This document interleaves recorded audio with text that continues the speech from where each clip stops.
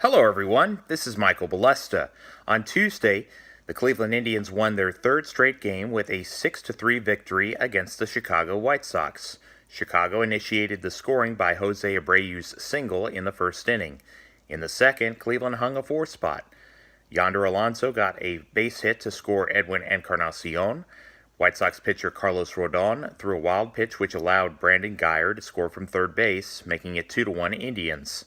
Francisco Lindor drove in two more runs to give them some breathing room. In the seventh inning, Cleveland was able to put the game beyond doubt as Michael Brantley doubled to score Rajai Davis. Then Encarnacion's base hit got Brantley to the dish for a 6-1 lead. The White Sox got two runs back in the ninth from Yoan Moncada's 14th double. Mike Clevinger struck out 10 batters in 7 2/3 innings to go to 6-2 on the season. Rodon went more than 6 innings but dropped to 0-2. Wednesday, the Tribe started strong and did not let up. Jose Ramirez hit his 22nd home run off of Ronaldo Lopez to give Cleveland a 3-0 lead. 3 innings later, Davis hit an RBI single in the fourth to score Yan Gomes from second. Alonso's double, one of 3 hits on the day, would get Ramirez home in the fifth. The Indians got 6 an inning later. Encarnacion duplicated Yonder's feat to score Davis and Lindor. For the second straight day, Chicago gifted Cleveland a run as Bruce Rondon threw a wild pitch which allowed Encarnacion to come in from third. Jason Kipnis capped off the big inning with his 6th home run of 2018 to make it 11-0. All of the scoring in the 6th inning happened after White Sox manager Rick Renteria was ejected by Will Little, the home plate umpire. In the 8th, Tyler Naquin's groundout was enough for Alonso to step home. Corey Kluber's 11th win included 7 strikeouts, allowing just 1 walk and 1 hit. He has a 2.10 earned run average. Friday, Cleveland welcomed in the Detroit Tigers. The great form was on display again for the hosts. Lindor and Encarnacion each got their 17th home runs off of Mike Fiers. Brantley got a double in the 5th inning to score Tyler Naquin for the 4th run of the game. Encarnacion added a single 2 innings later. The Indians removed any lingering doubts about this game when Yonder Alonso hit a grand slam. The scoring was completed in the 8th when Detroit second baseman Niko Goodrum committed an error, allowing Brandon Guyer to reach base, which gave the Tribe a 10-0 lead. Shane Bieber pitched 7 innings of shutout baseball, recording 9 strikeouts. Bieber went to 2-0, holding a 2.45 ERA. Mike Fiers fell to 5-4 for the Tigers. Saturday, Cleveland started strong as Jose Ramirez hit an RBI single to score Francisco Lindor in the bottom of the first. Edwin Encarnacion singled for the Indians' 2nd run. The Tribe got a 3rd run against Francisco Liriano as Brandon Guyer's single drove in Encarnacion, allowing pitcher Trevor Bauer to have a nice lead. In the second, Bauer ended up yielding a run after a wild delivery enabled Jacoby Jones to cross the plate.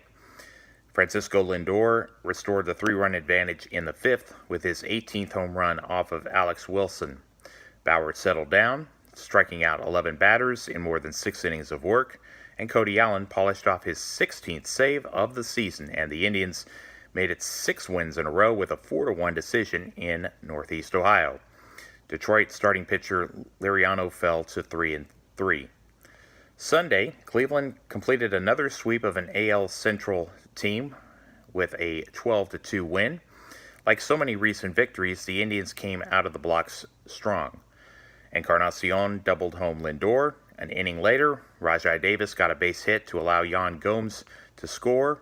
Later in the frame, Brantley continued the rally with a single of his own to bring in 2 more runs for the Indians against pitcher Matthew Boyd. The Tigers would not be shut out as they put a 2 spot in the 4th, courtesy of Goodrum and James McCann's RBI singles. Like the previous night, Lindor was able to cancel out Detroit's rally attempt in the bottom of the 4th. He hit another ball out of the park to give the Tribe a 6-2 lead. 2 innings later, Jose Ramirez hit his 23rd home run off of Artie Lewicki. Then in the 8th, Cleveland was able to finish strong, Kipnis got his 7th long ball of the season, and Encarnacion hit a grand slam, and the winning streak moved to 7 games. Monday, the Indians dropped to 43-34 following a 4-0 loss to the St. Louis Cardinals. This time, it was the National League team that would grab a lead in the early innings and make the lead stick. Marcell Ozuna hit a double to score Matt Carpenter, and Greg Garcia off of starter Mike Clevinger to make it 2-0. The hosts added to their tally 3 innings later when Colton Wong got an RBI double to drive in Dexter Fowler. 2 innings later, in the 8th, Harrison Bader's base hit plated Yadier Molina. Bud Norris got credit for his 15th save of 2018. Starter John Gant made it through 7 innings despite walking 5 Cleveland batters. Clevinger was handed his 3rd loss against 6 wins. The game went under 3 hours despite an 81-minute delay. The Indians and Cardinals will play today and tomorrow, with both games starting at 8:15 p.m. Eastern Time. In tonight's game, 11-3 Corey Kluber and 3-4 Carlos Martinez are expected to start. Wednesday, Shane Bieber at 2-0 will be countered by 3-2 Jack Flaherty. Cleveland will then fly out to Oakland to face the Athletics. Friday is a 10:05 start. Then Saturday and Sunday games are listed for 4:05. The road trip continues in Kansas City Monday at 8:15 against the Royals after a week of games outside the American League Central. The Indians' 7-game winning streak was snapped, but since last Tuesday, the margin on the division has grown. The Twins are 7.5 games back at 34-40. The Tigers sit at 36-43, while the White Sox are 26-51, and the Royals currently stand at 24-54. This week, we will officially know the 16 teams to reach the knockout stage of the World Cup. Going into today's matches, Russia, Uruguay, Croatia, France, England, Belgium, Spain, and Portugal have qualified out of group play. The remaining set of group matches will be played Wednesday and Thursday at 11 a.m. and 2 p.m. Eastern Time. The same times apply to the knockout phase, which will begin Saturday. I see no reason to abandon my pick that Brazil will win, as they were able to finally break down Costa Rica with 2 late goals last week in their win. Germany is a tough team for any side to put away, as Sweden found out Saturday.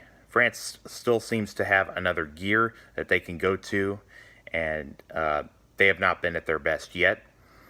Spain topped Group B, but not without some resistance from Portugal, and particularly Morocco and Iran. It's hard to believe that the first 36 matches have all produced at least 1 goal, so that is very good to see.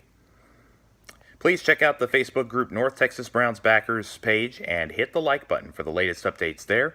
If you live outside of the North Texas region, please search to find a Browns Backers club closest to you. Your support is greatly appreciated.